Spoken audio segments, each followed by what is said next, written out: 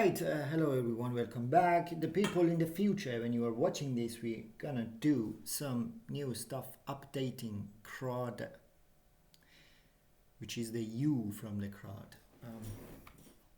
Alright, I think not yesterday, but let's say last time.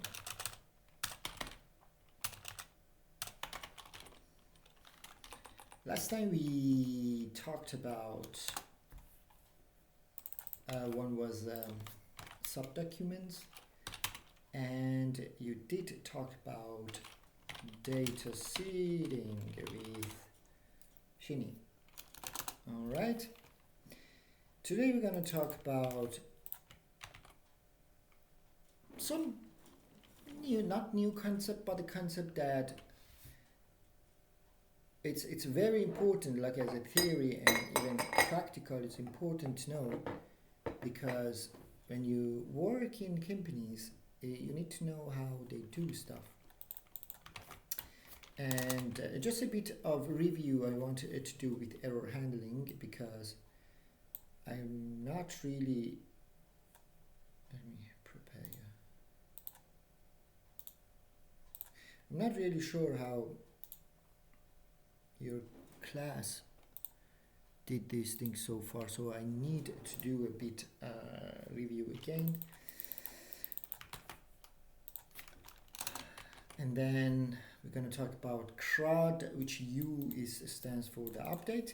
I'm going to update some stuff.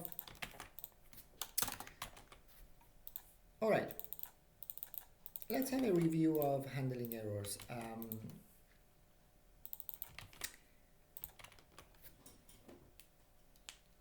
When you try to update a document that doesn't exist, okay?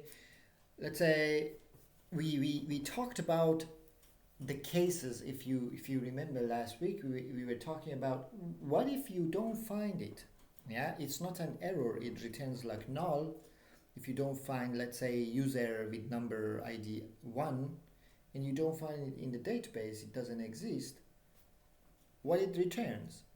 Is it returning any good response or returning null, undefined? You don't want to send this thing to the front end. You have to think about the cases. What if it doesn't exist? Then you have to write if condition. If it doesn't exist, then say, yeah, it doesn't exist. A nice, good answer. Not to send just null to the front end. And when you try also want to update a document or a resource that doesn't exist, we're going to use, it's kind of an error. We're going to use errors, actually, error handling. Prepare a nice error with next, a status, a message. And when you try to insert a document, a duplicate email to a unique field, that's also considering as error, okay? These things are error, actually. And a question for you: what was the technique in JavaScript to handle errors?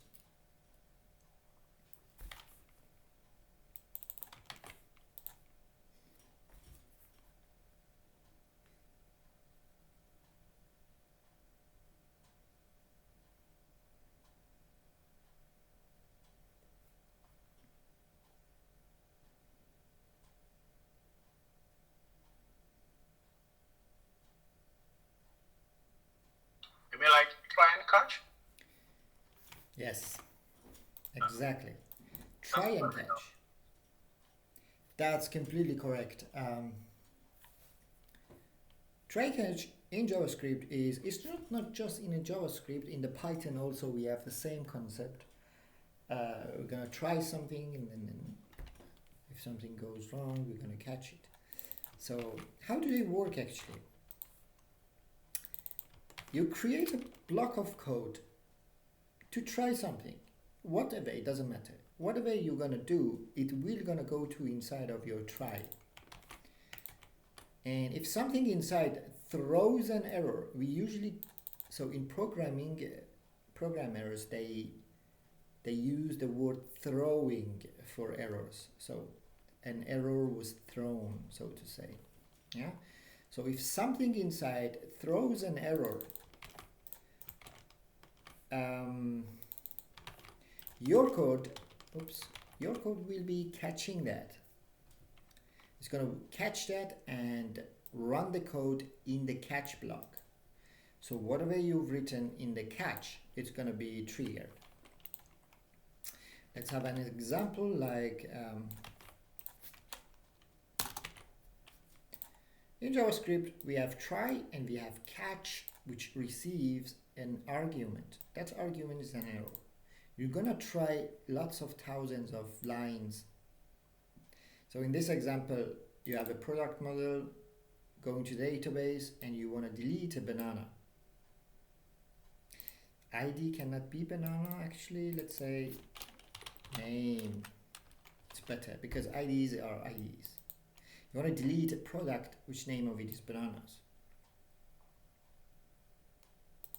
If something goes wrong, then you're going to do something here. That doing something here, whatever you do, is like catching error, sending a proper response. We were using next and preparing the status and the message and sending it to our global error handler. All right. So I'm talking about global error handler. Who remembers the global error handler? What is that?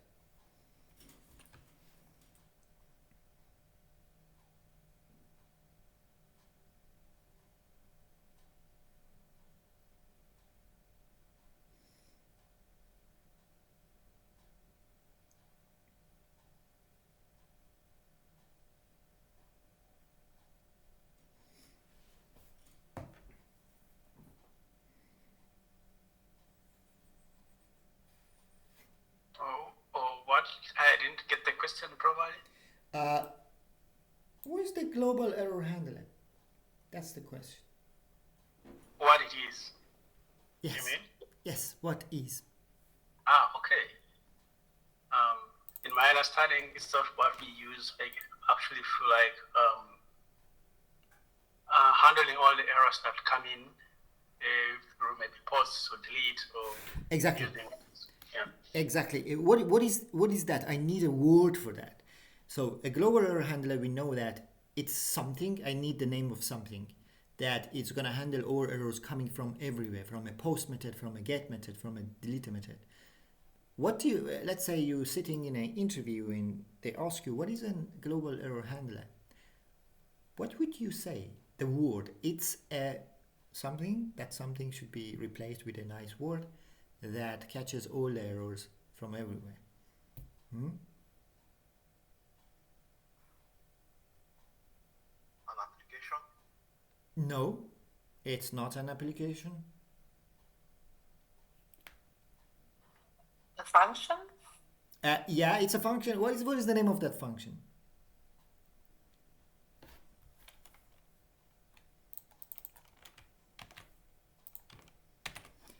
You were close, guys. In an endpoint function, or so to say, it's a middleware.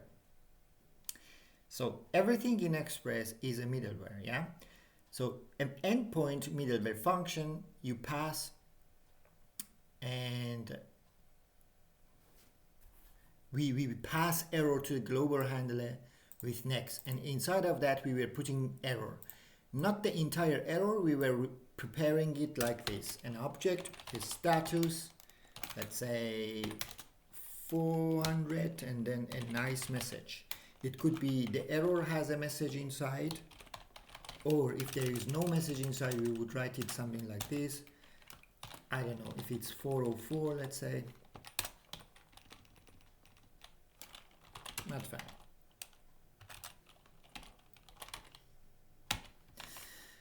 Something like that. In one endpoint function that an error happens, you use next to send it to somewhere. And that somewhere, it's the end of your route, which means in the server.js, at the end of all of the routes that we have one little tiny middleware function, so to say, that is going to catch the error. So you will have one final route to handle the errors. So it's always at the end. Yeah. So this means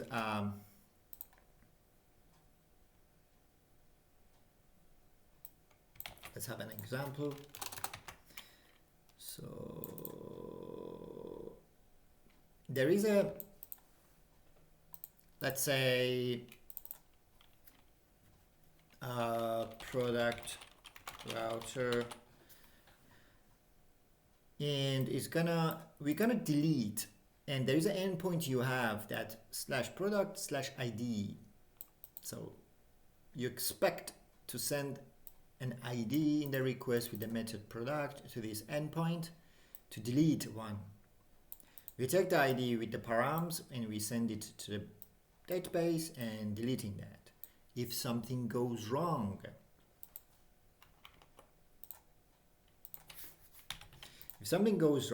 any error happens, then we're gonna send the error like that, but we're gonna prepare nicely, yeah, something like this, the error. Then we'll go to the global error handler. The global error handler could be at the end or the last one in our Server.js, and then it is gonna catch it and send some response to the front end. That was the global error handler I wanted also to talk about. Maybe we didn't talk about theoretical stuff. We just created that. That's all about it. So you have a try and catch just to catch an error. So the try and catch is like internally what you do. You don't want to crash your application. It has nothing to do with sending a response. It has nothing to do to receive, a request. Nothing. It's just normal JavaScript syntax. Whatever you do, if you don't want to crash your app, you need to do try and catch. Yeah?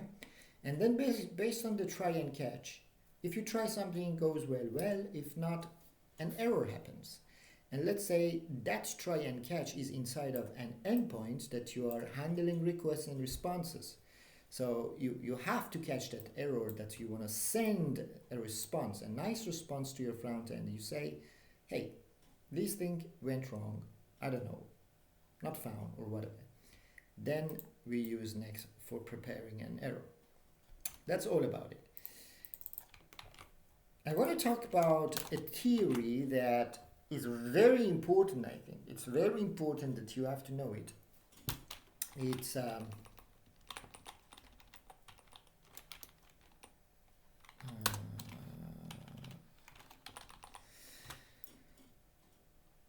it's soft delete. Have you heard about it, or do you have any guess?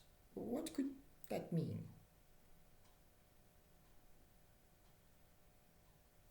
We have soft delete and we have actually, so to say, hard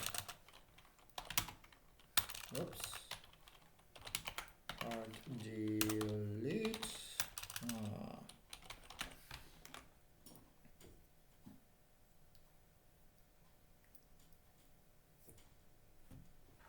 It should be familiar to you.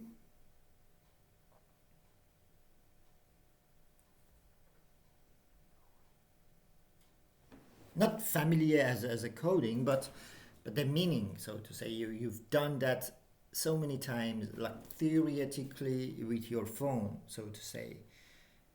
You delete something, and I don't know, some phone has this, when you delete a picture, it goes to another folder, stays there. And then you go there and you delete it from there, then it goes forever.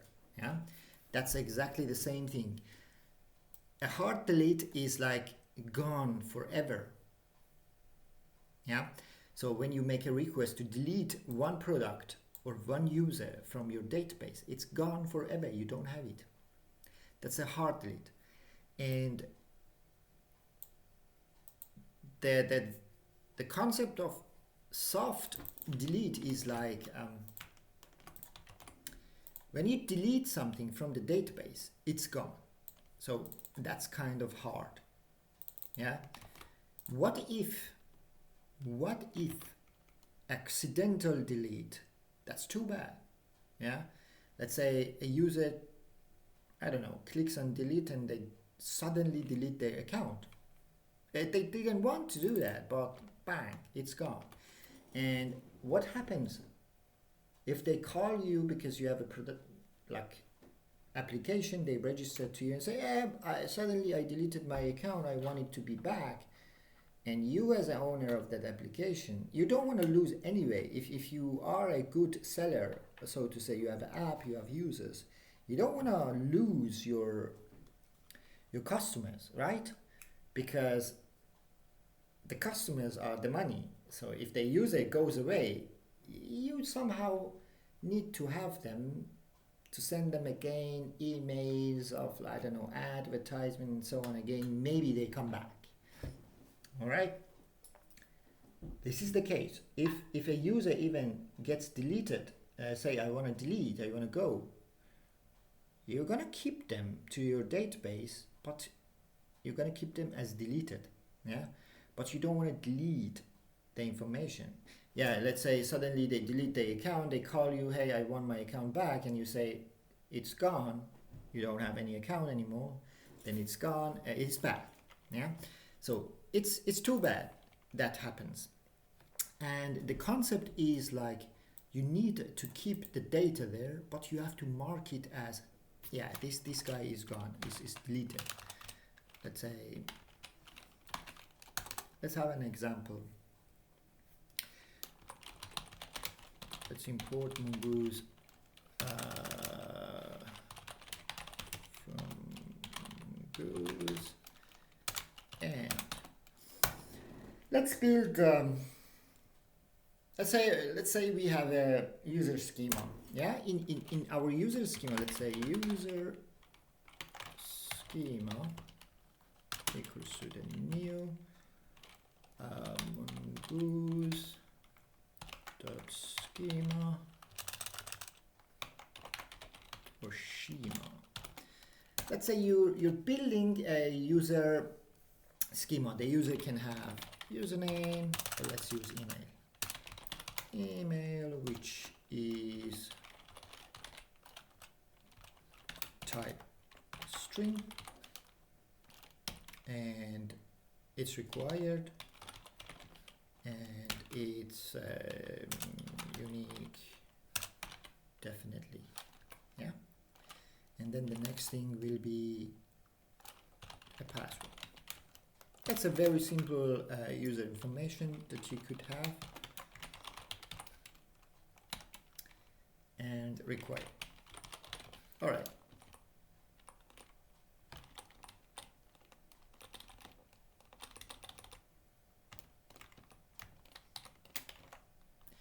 So, and then let's create a model from it. Const, let's say you have something like that, model or user model equals to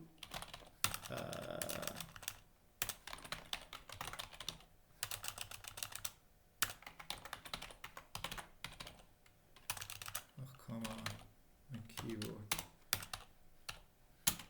the model, and then we say the collection name in our database will be users, and then the model, the schema that we want to use, it's user schema that we just built. That's exactly what we do for building a model and a schema. Let's say you have such a thing, and yeah, you save a user in the database, you find them, you update them, or whatever. But how can you just keep the user when a delete request is coming? Let's say, or you want to keep a product when a delete product is coming, but you want to keep it there, but you want to mark it as deleted. The thing is that you can define it in the schema. Like it's very easy. Like you can say, you can have something like this deleted, so to say, and that's deleted. The type is Boolean, and we by default we have a default value that we can say it's false.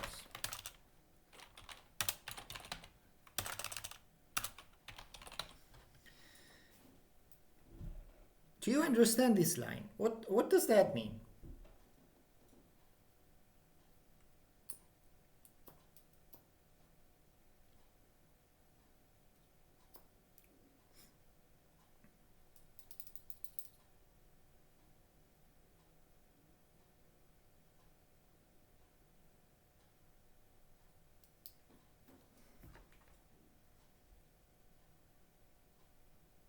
Anything?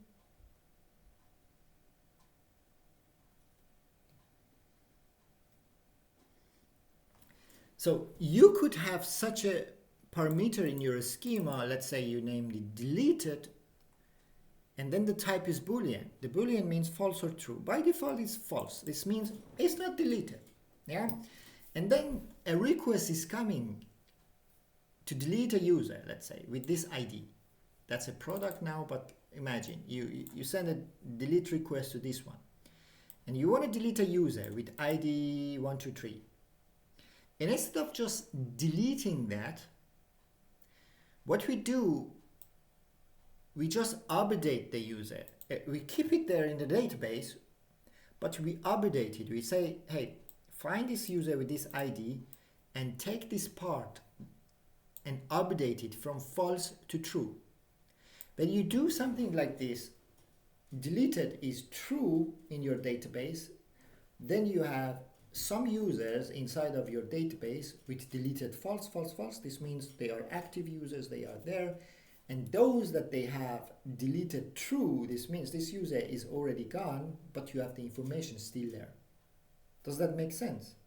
So instead of deleting the entire object from your database, we just update that. We say, okay, deleted true, that's it. And then whenever we want to make a request to get all the users, we say, give all the users that they are deleted false. And then, so to say, we're filtering out those that they are deleted true. We don't need them, but they can stay in your database. Question. That's actually the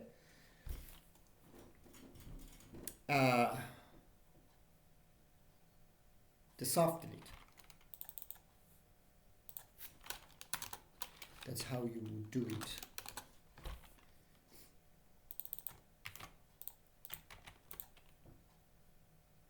Sometimes you can add a date field called deleted, which is null by default. Yeah, instead of like false and true, the type could be like a date. And delete will actually just set the deleted to the current time. So this is another way that you can do it. Instead of make it to false to true, that is deleted, you can change the date. So first at the beginning will be like null. It means like it still is not deleted. The type could be like kind of date. And then as soon as they request to delete, you can change the default value null to current time. When was this request is coming? The deleted time. Yeah, this means then again, this user was deleted. And in your get request endpoint, only you can list the items or the users where the item equal is null. This means the users are active. Yeah. So imagine you have here deleted as date. Let's change it to date as an example because we have the type date. And then by default, it's null. So this means they are the active users. As soon as a request is coming to delete them, you change the null to current time. Let's say this will be something in your database. It will be, let's say, 250409. So when they make the delete request, you just take the date when they did it, or as a millisecond. Sometimes it will be something like that, as a timestamps or millisecond, which means again exact time. And then in the database, that person has a deleted of as a time, not null. In this case, when a get request is coming for getting all the users or all the, I don't know, whatever, those that they have deleted null, it means still they are not deleted. That's fine, we can get them. All right, something like that.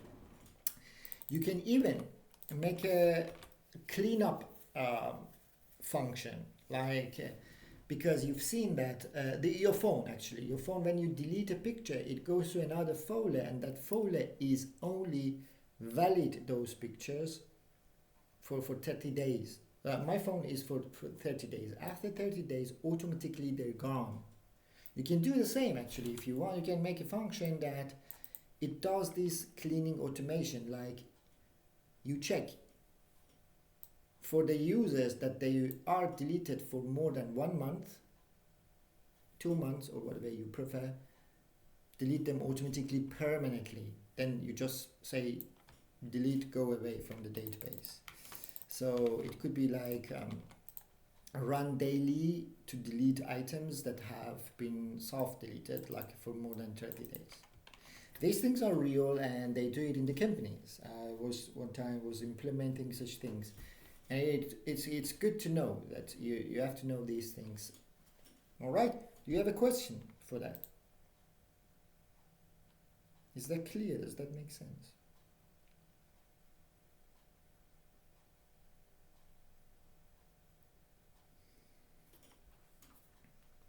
All right. Yeah, Okila.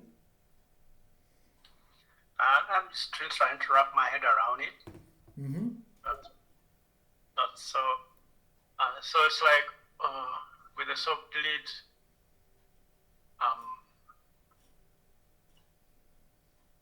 what happens when you create a new user? What happens then? What if what? If you create a new user, if you've set this presence deleted, like the way you did it here, and then you're creating a new user, what then happens? With the same information, you mean? Yeah. That's a very will it still be set as false or deleted as false, or? That's a very good question. You mean at the beginning when a user is trying to register? Yeah. Exactly. Yeah. This will be automatically by null because we have a default null. You don't need to do anything. Even in your data, in the request that is coming, we didn't say it's a required. Yeah. So it will be added automatically by database, and the database added it as the beginning null. It means it's not deleted. It's there just. You have a property there. In the future, if someone wants to try to delete, then you go find that someone or some product or whatever and change delete from null to a date or from false to true. That's it. This means. Okay. Yeah? Yeah. Great. That was a good question. We're gonna do this actually if there's a time, because I'm gonna go through a put and patch, and it's related to put and patch, so to say. We can do that. Yeah, we can do that. Let's go dive into the coding. I would like to create a schema from scratch. Yeah, and a model, and creating the endpoints for that. Okay. Let's do that. I'm gonna just close this. This is our server. So creating schema, I need to go to the models folder, creating another one.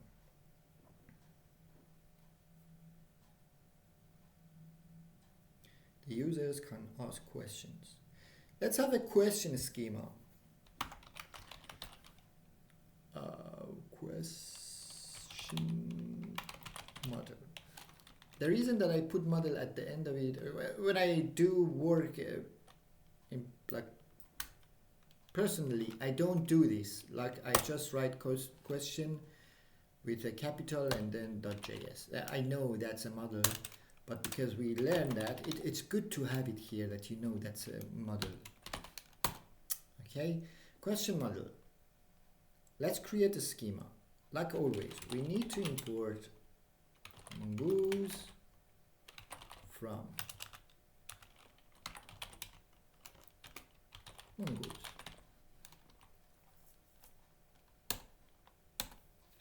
And let's destructure two things out of mongoose. One is model that we need, another one is schema.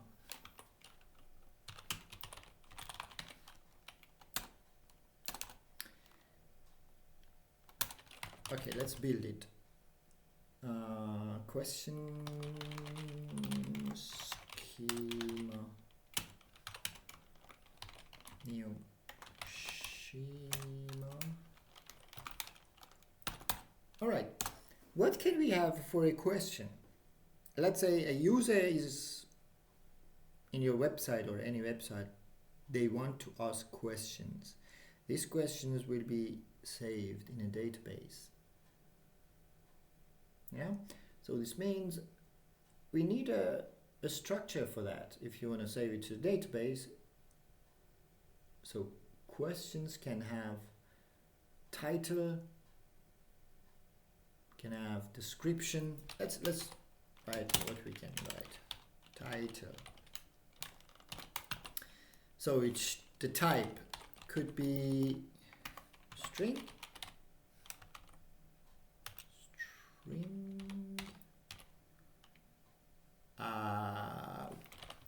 required because we want to have it. Let's create these variables that we use. Const required equals to true, and const unique true, const stream.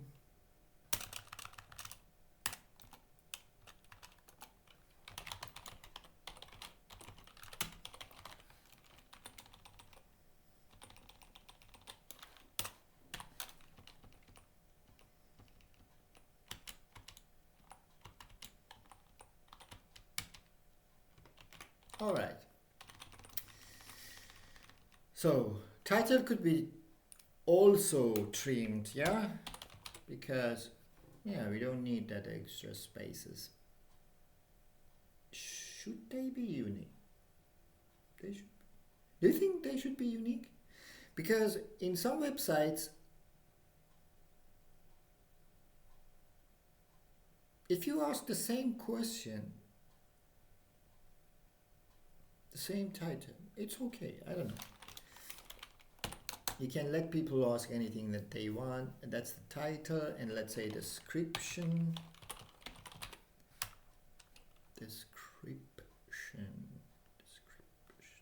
Hopefully it's correct what I spelled it. I don't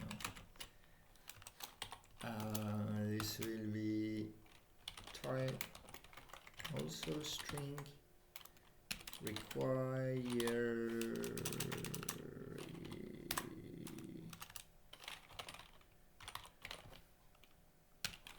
and trim.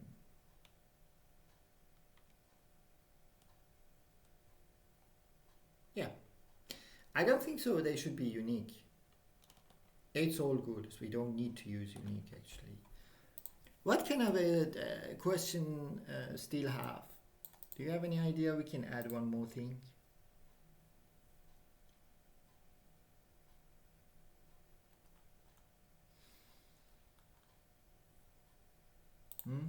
No?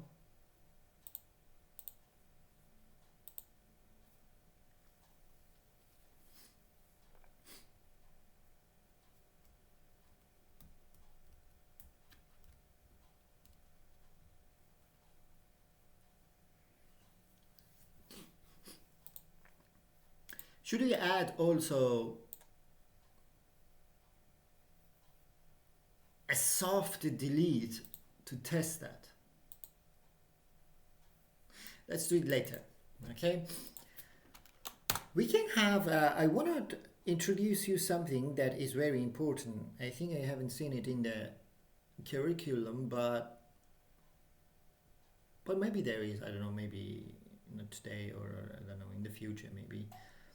In the schema, we can define, we can limit one field, okay? Let's say, let's have a category of a question. Let's say this category,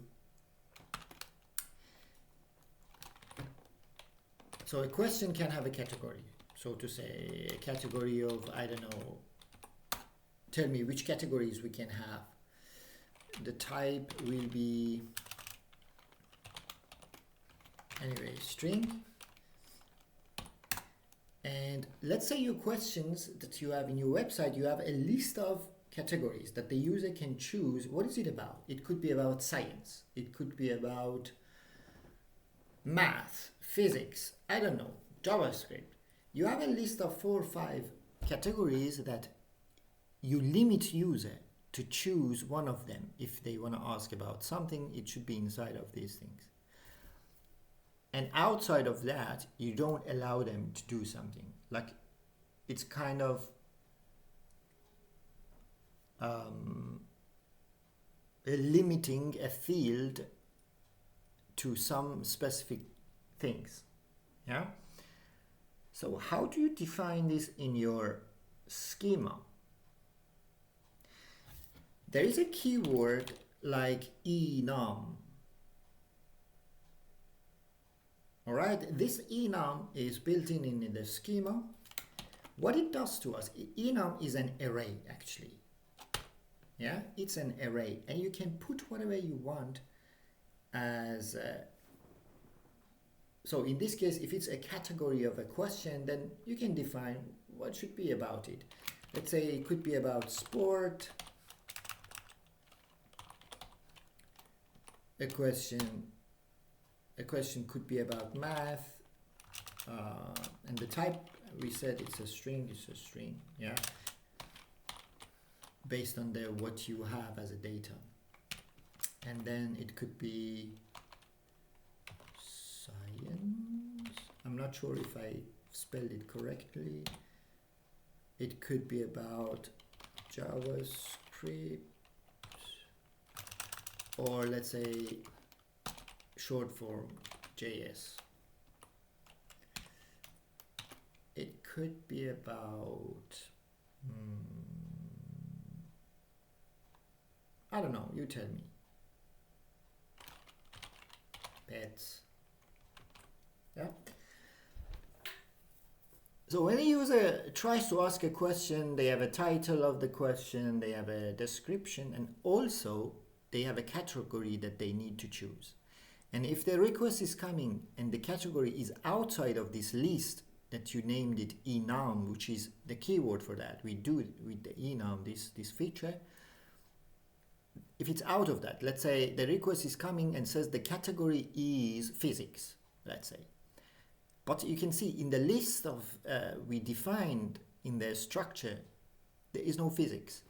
And then when it goes to the request goes to the database, hey, save this question, it says, sorry, error. You set only the category as sport, math, science, JS, and pets. Other than that, error, yeah? And you can have a default, actually, let's say, default value for the enum. Like with default, we can say the default should be, let's say, I don't know, a general thing. General. If they don't choose any category, by default, you save it as a general question in your database. Yeah. This is very important because in the future, we're going to do something like with the user, because imagine this, let's go back to the user just so fast, you don't need to do that. Because sometimes you need to know this user that is registered in your database. Sometimes you need to know what is the, let's say, so to say, the role of this user. And this role of a user, it could be normal user, it could be a subscription user, it could be admin, you know, and to define that and to categorize that, you can do something like with enum. Either it's a user or either it's an admin. Yeah, with this, in this way, then we know that who is the user, who is the admin, and based on that, we can give some access, because if it's an admin, we can let them to delete a user. But if it's a normal user, they cannot delete other users. You know, all of this security stuff, you can define it by this. You need to know who is this user that makes in the request. Is it an admin and so on? We will do this in the security part in the future, yeah? But the concept, also the same. So using enum for just having a list of something that you want about that thing. So if it's about question, so you want your question to be just related to these things. Out of that will be error. That's it. Let's just keep it simple. And the next thing is creating the model. Const.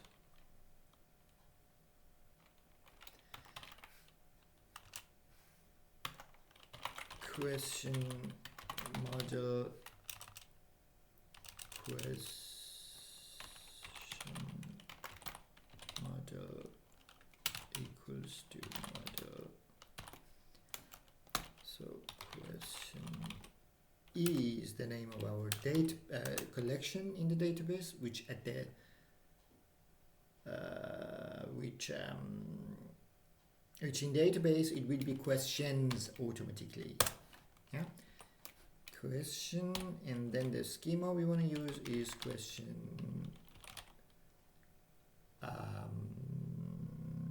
schema, right? Let's export it. We export only model because we need the model to do stuff for us. Oops. Export. So far, is everything clear? Do you have any question?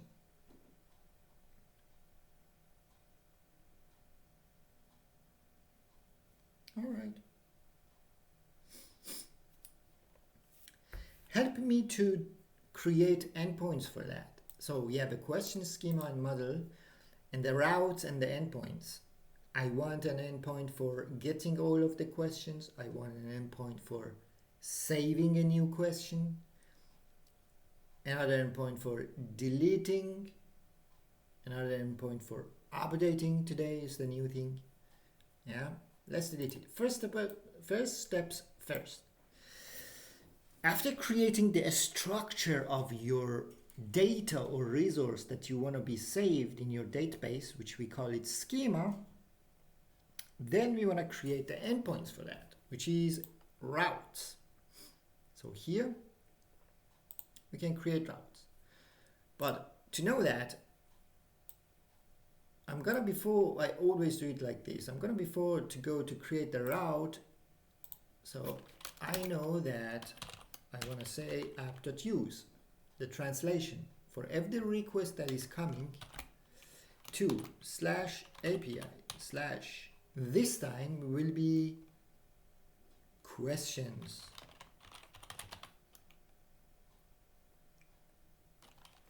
Then I want to use a router for that. Question router. I don't have this yet. I know it. We're going to create that, import it, and everything will be fine.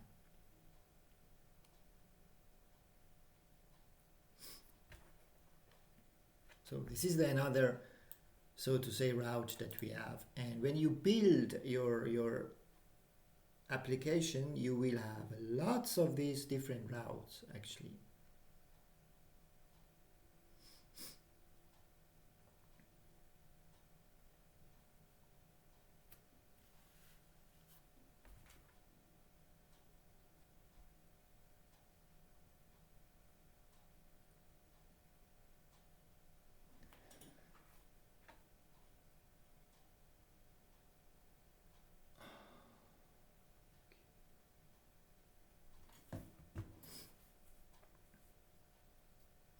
All right, let's create our routes. So here we're gonna have a question router. Question router. Here the same thing. What do I need, guys, here?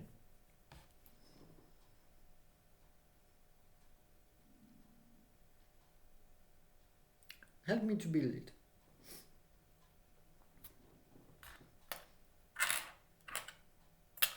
Import question model. So the first thing is, okay, importing the quest. Oh, why does it look like, oh, .js. So importing the question model. Yeah, what is the next thing?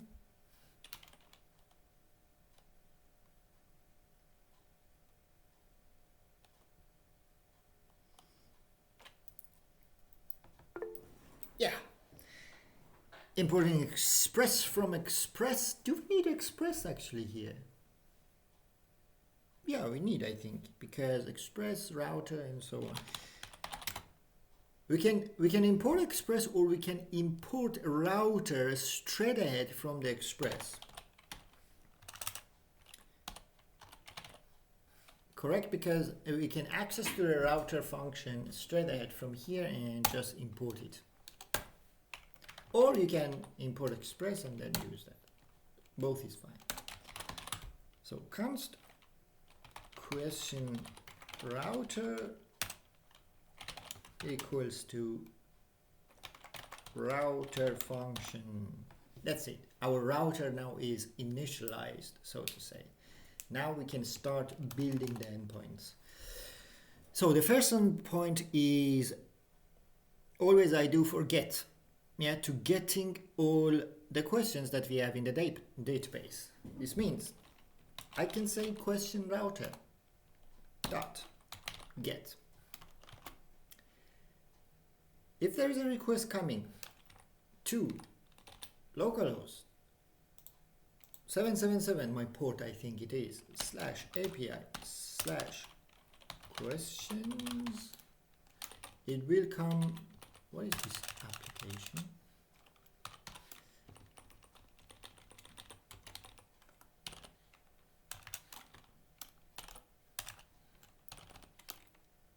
So my request coming to here, localhost 777 API questions, then, which is a GET request, I want to handle that with our controller, our middleware function or controller, so to say, which is, we know it async, rec, res, next for error handling, and then that. Let's use try and catch. We want to try something. We want to const get or const all questions, waiting for that, and using our model.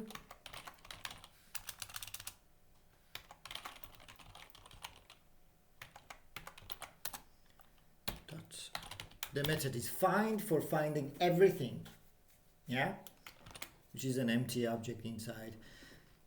You can leave it like this or put an empty object. Both is the same, because this is like filtration. Later you can find with filtration. Give me the, for example, the questions that the category is, let's say, math. Then it's gonna give you all the questions like that, or whatever. That's for filtration that you can use. When you leave it empty, it means every question in your database. If something after that, when we get it, we're gonna send a response actually. I'm gonna say res.status 200 successful dot send. The response will be all the questions. It could be array of questions, or if we don't have it now, it's just empty array. If something goes wrong, I'm gonna prepare a nice error with next status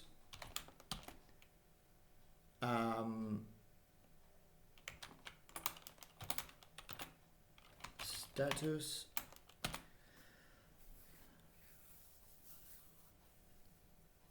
what could be the status for this? If an error happens here, do you blame front end or no, back end, your server?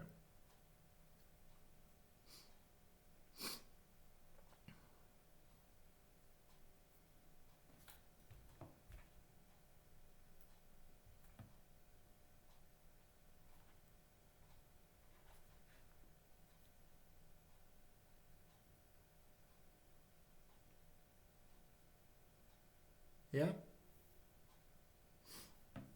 Which one? Backend.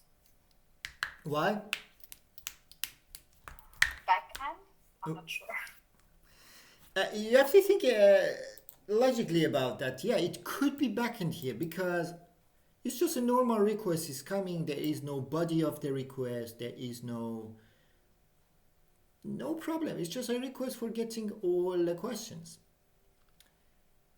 And if something goes wrong, it cannot be the problem of front end. It could be something in the backend went wrong. And I really would like to say status 500 for the backend. And a message could be whatever is happening. Yeah, error dot message. So this will send a nice object with a status and a message to our global error handler. Global error handler handles that and sends a response. So far that's enough. Let's just test our code and make sure that you import question router, because now we get definitely error. Did we export it?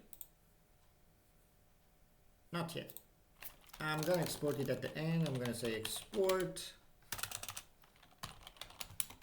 default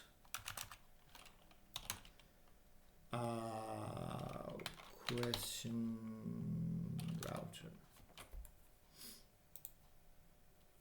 And here, let's import that. Let's see if Visual Studio knows what I'm telling. Yes, good. Let's run our code. Make sure you have your .env. I have a port, I have my db.js. So everything seems fine. To run that, I need a terminal. And what is the command that I have to use? Is npm start. So let's do it. npm start.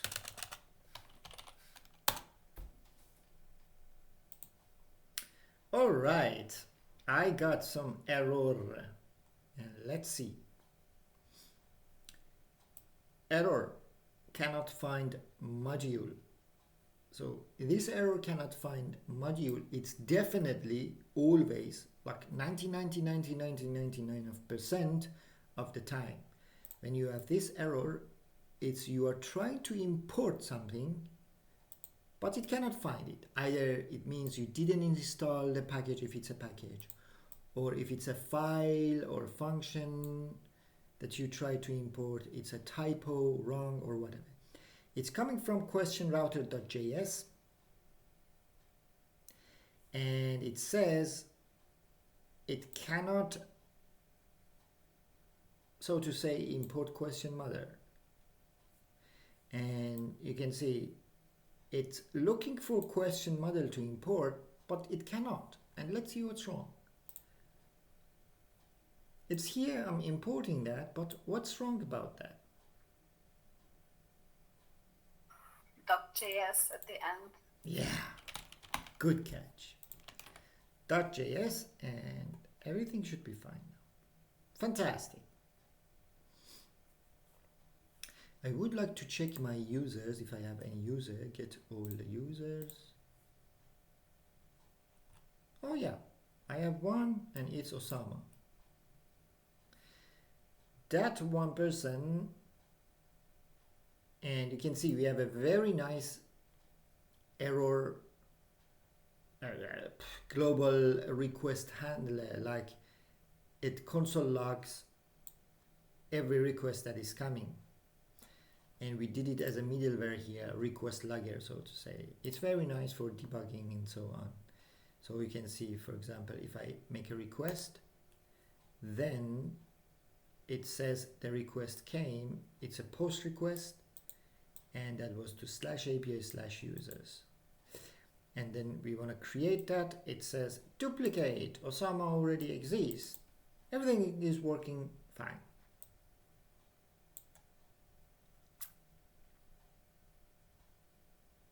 All right, my user is working. So to say, I have another document. I have another schema, another model is completely different. I would like to create a new HTTP. I don't want to mix them together. I want to keep it clean. So the user HTTP request, I'm going to keep it like that. And I'm going to have another one. It's about question that we can make the request also. So creating another one, this time I want to name it questions.http.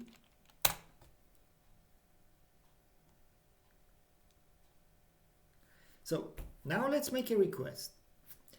I want to make a request to my base server is running here. So let's say get http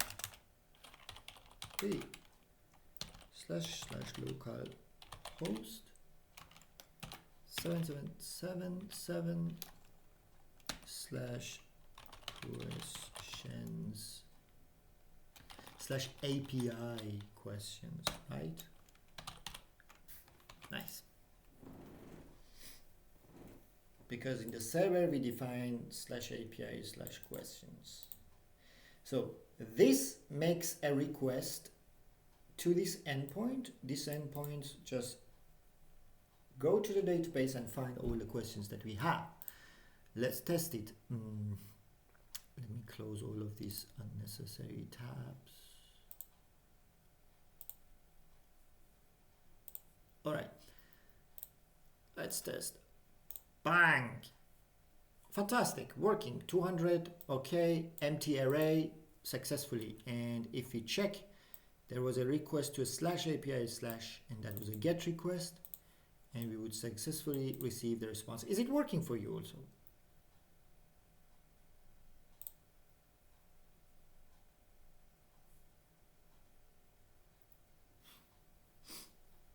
Error, questions, anything?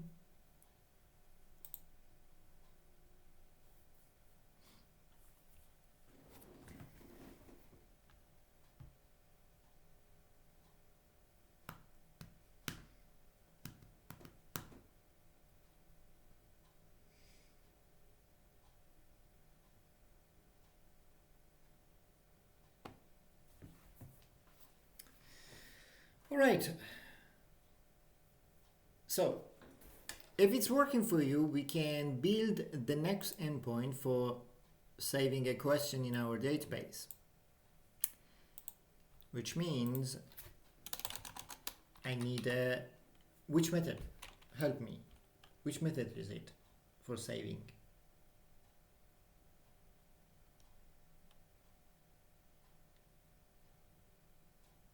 Post.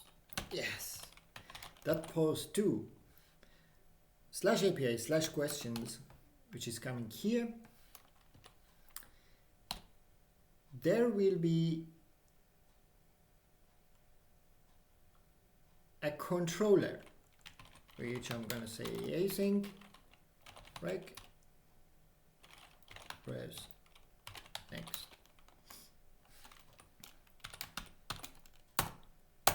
And then we want to try something. If something goes wrong, catching the error.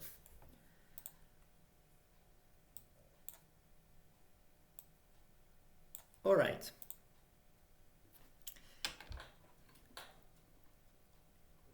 For saving a resource or data, or in this case a question, into a database, the data definitely is coming. There is a question is coming, that could be an object or whatever. From where it's coming, like inside of the request, how can I get this question now, this object that is coming in the request? Where is it located?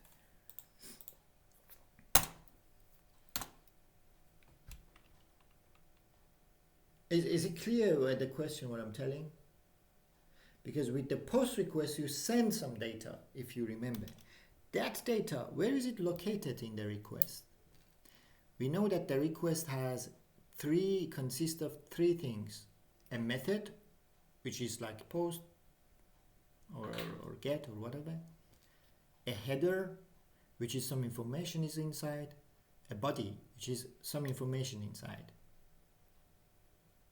Yeah, fantastic. The body of the request has the information inside. which means if I just, let's console log break.body.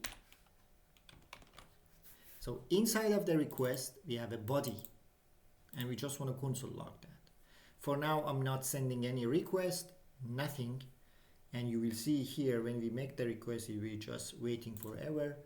But let's test first for now the endpoint, and then we go to a break. So let's separate with 3 hashtags and now post. I want to make a post request to this endpoint. The next thing, the next line, I have to define the headers, which type of content I'm sending, which is content type application JSON.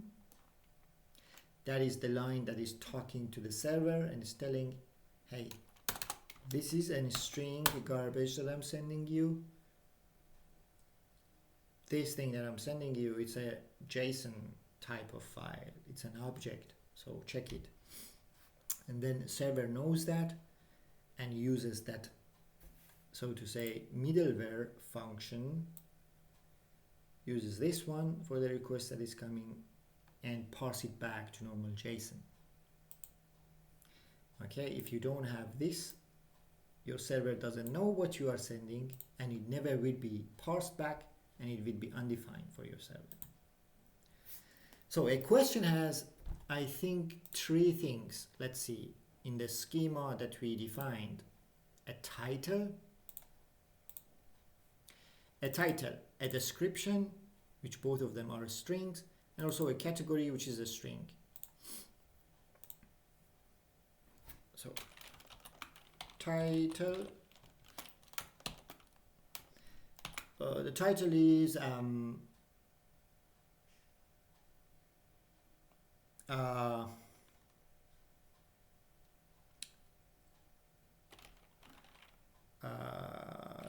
learning programming.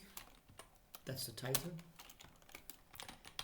And description will be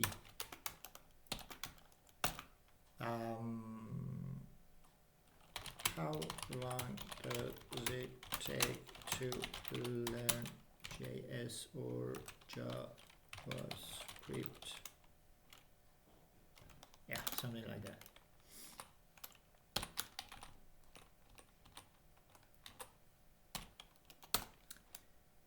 And then we had category.